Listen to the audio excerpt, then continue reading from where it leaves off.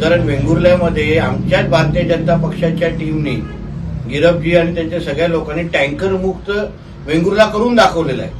तसंच आपण सावंतवाडीमध्ये काय करू शकतो का ते आता आम्ही श्रद्धाताईंच्या नेतृत्वाखाली आमची सगळी नगरसेवकांची टीम करणार.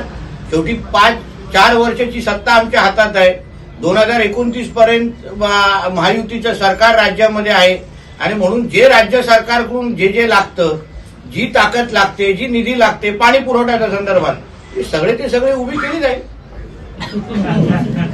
तुमच्या बातम्या अजून 2-3 दिवस चालल्या पाहिजे.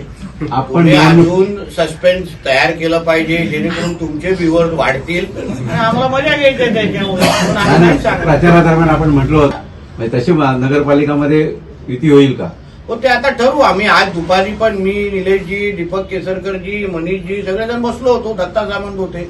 आमची पहिली प्राथमिक चर्चा झालेली आहे. काय काय करायला पाहिजे, सावंतवाडीमध्ये काय करायचं, वेंगुर्ल्यामध्ये काय करायचं, या सगळ्या बाबतीमध्ये आमची प्राथमिक चर्चा झालेली आहे. पण ती आता दोन्ही पक्षाच्या पातळीवर आहे. शेवटी आम्ही महायुतीमध्ये राज्यामध्ये आहोत. आता काय इथे सावंतवाडीमध्ये करायचं आम्हाला आमच्या कार्यकर्त्यांना पण विश्वासात सगळ्यांना घ्यायला लागेल, नगरसेवकांना घ्यायला लागेल आणि त्याच्यानंतर सावंतवाडीची सेवा करण्यासाठी ज्या ज्या गोष्टी गरजेच्या आहेत त्या सगळ्या गोष्टी आम्ही करण्यासाठी सज्ज आहोत. आम्ही सगळे नगरसेवक म्हणून आज दुपारी आम्हाला हे भेटायला आलेले. काय करायला पाहिजे एकदा श्रद्धाताई आणि आम्ही सगळेजण बसवून ठेवू. आता त्या संदर्भात पण प्राथमिक चर्चा झालेली आहे. पहिला टप्पा चर्चेचा आज दुपारीच झालेला आहे. आता त्याच्या चर्चेतून काय होतं त्यासाठी मी परत एकदा सावंतवाडीमध्ये येईल.